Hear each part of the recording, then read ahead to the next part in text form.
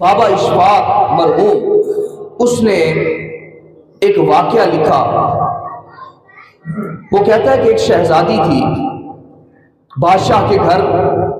ایک نوکرانی کام کیا کرتی تھی، خادمہ تھی۔ ایک دن اس کی طبیعت بڑی ناساز تھی، بیمار پڑ گئی، اور اس نے اپنے بیٹے کو کہا کہ آج بادشاہ کے گھر تم چلے جاؤ اور جا کر صفائی ستھرائی کر آؤ، جو ضروری کام ہے وہ وہاں سے کر کر واپس پلٹ آنا۔ اب اس خادمہ کا بیٹا بادشاہ کے گھر چلا جاتا ہے، وہاں پر کام کاج کرتا ہے۔ شہزادی غسل خانے کے اندر نہا رہی ہوتی ہے، وہاں سے واپس پلٹتی ہے، نہا کر باہر نکلتی ہے تو اس خادمہ کے بیٹے کی اس پر نظر پڑ جاتی ہے۔ ایک نظر دیکھتا ہے، دیوانہ ہو جاتا ہے اور کہتا ہے کہ شہزادی ایسی ہوتی ہے، پہلی نظر کے اندر اپنا دل قربان کر بیٹھتا ہے، عشق کے اندر گرفتار ہو جاتا ہے اور اس کے دل کے اندر محبت گھر کر جاتی ہے۔ حاضرین محترم، شہزادی دوڑ کر اپنے حجرہ کے اندر، اپنے کمرہ کے اندر چلی جاتی ہے، اور ادھر اس خادمہ کا بیٹا وہ اضطراب کے اندر، بے چینی کے اندر پڑ جاتا ہے۔ اپنی ماں سے جا کر کہتا ہے کہ میں اسے دوبارہ دیکھنا چاہتا، اس کو دوبارہ ملنا چاہتا۔ اس کی ماں نے اس کو سمجھایا، کہا کہ یہ تو کیا کر رہا ہے، اور بادشاہ کی بیٹی شہزادی کے ساتھ یہ کام، اس کو بار بار دیکھنا چاہتا ہے، اپنی جان سے کیوں کھیلنا چاہتا ہے؟ مگر وہ بضد رہا۔ اس نے کہا کہ سب سے میری آخری خواہش یہی ہے کہ میں اس شہزادی کو دوبارہ دیکھنا چاہتا ہوں۔ حاضرین محترم، اس کی ماں شہزادی کے پاس پہنچتی ہے، اس کی منت سماجت کرتی ہے، مگر شہزادی کسی بھی بات پر راضی نہیں ہوتی۔ اب شہزادی صرف ایک طریقہ بتاتی ہے، وہ کہتے ہیں کہ میرا جو والد ہے، جو بادشاہ ہے، وہ پیروں فقیروں کو ماننے والا ہے، بزرگوں سے بڑی عقیدت رکھتا ہے، بزرگوں سے بڑا پیار کرتا ہے،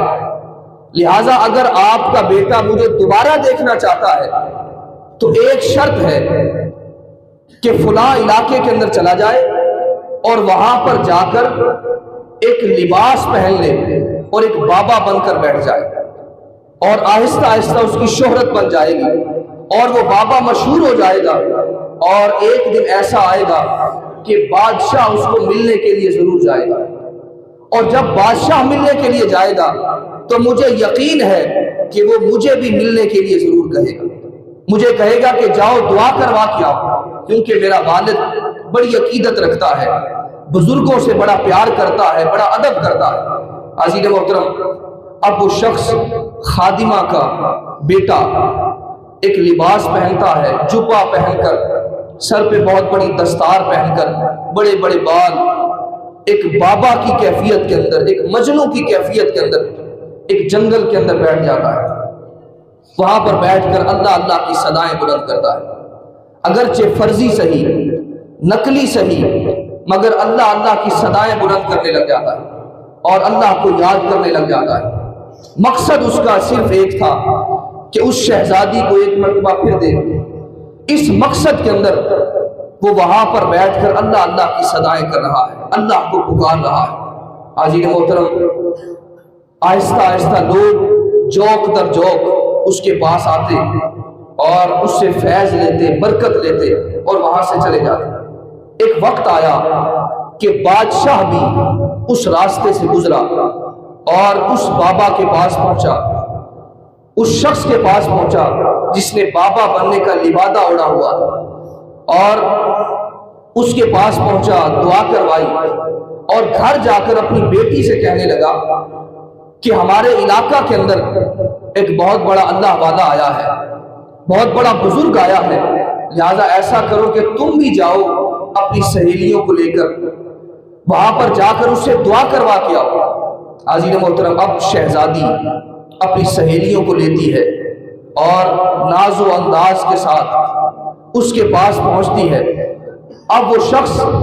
اس خادمہ کا بیٹا، نوکرانی کا بیٹا، جو حجاب پہن کر، جبہ پہن کر اور ایک لبادہ اوڑھ کر جو وہاں پر اللہ اللہ کر رہا تھا، اس اللہ اللہ کرنے نے اس کی دنیا کیسے بدلی۔ حاضرین محترم ذرا اندازہ کیجئے، وہ شہزادی وہاں پر پہنچتی ہے اور اسے جا کر کہتی ہے کہ میری طرف دیکھو، میں حسب وعدہ منتظر ہوں، اور تمہیں ایک طریقہ بتایا تھا، اس طریقے پر تم نے عمل کیا ہے، اور آج میں تیرے پاس آ گئی ہوں، جتنا دیکھنا چاہتے ہو مجھے دیکھ لو۔ اب وہ بزرگ جس نے لبادہ اوڑھا تھا اپنی ایک نظر بھی اس کی طرف نہیں اٹھاتا، اپنی نظریں جھکا کر بیٹھا رہتا ہے۔ وہ شہزادی پھر کہتی ہے کہ میری طرف دیکھو، میں تمہارے لیے آئی ہوں، تمہارے مقصد کی کامیابی کا وقت ہے، لہٰذا میری طرف دیکھو۔ وہ بابا جی ایک نظر بھی اٹھا کر اس کی طرف نہیں دیکھتے۔ حاضرین محترم، جب وہ شہزادی بار بار کہتی ہے تو شہزادی کو غصہ آتا ہے، شہزادی ایک تماچا رسید کرتی ہے، ایک تھپڑ مار دیتی ہے اور کہتی ہے کہ پہلے تو بڑی محبت کے قصیدے گاتا تھا، میری محبت کے نغمے گاتا تھا، آج میں تیرے سامنے بیٹھی ہوں اور تو نظر اٹھا کر دیکھ ہی نہیں رہا۔ اب وہ بزرگ، وہ بابا جواب کیا دیتا ہے؟ وہ کہتا ہے کہ اگرچہ میں یہاں پر نقلی بیٹھا تھا، اگرچہ میں تجھے پانے کے لیے، تجھے حاصل کرنے کے لیے میں ایک ڈھونگ رچا کر اگرچہ میں یہاں پر اللہ اللہ کرتا رہا، مگر اس اللہ کے ذکر نے میرے دل کی دنیا کو بدل دیا۔ تم ساری زندگی بھی یہاں پر بیٹھی رہو، خدا کی عزت کی قسم ایک نظر بھی اٹھا کر نہیں دیکھو۔ حاضرین محترم، اللہ کا ذکر، اللہ کی یاد اگرچہ انسان کسی بھی حال کے اندر کرے، وہ اللہ کا نام اتنا بابرکت ہے کہ انسان کے دل کی دنیا کو بدل دیا کرتا ہے، دل کی کائنات کو بدل دیا کرتا ہے۔ حاضرین محترم، آقا علیہ الصلوۃ والتسلیم نے ارشاد فرمایا کہ ذکر کرنے والا اور ذکر نہ کرنے والا ایسا ہی ہے کہ جیسے زندہ ہو، ذاکر کو زندہ کے ساتھ تعبیر کیا گیا اور غیر ذاکر کو مردہ کے ساتھ تعبیر کیا گیا۔ تو حاضرین محترم، اللہ رب العزت فرماتا ہے فَاذْكُرُونِي أَذْكُرْكُمْ، تم مجھے یاد کرو میں تمہیں یاد کروں۔ تو انسان جب اس کو یاد کرتا ہے، اس کا ذکر کرتا ہے، تنہائی کے اندر، جلوت خلوت کے اندر، کبھی نماز پڑھتا ہے، کبھی اللہ کا ذکر کرتا ہے، اللہ کو پکارتا ہے، کبھی تسبیحات کے اندر، کبھی قیام کے اندر، کبھی قرات کے اندر، کبھی رکوع سجود کے اندر،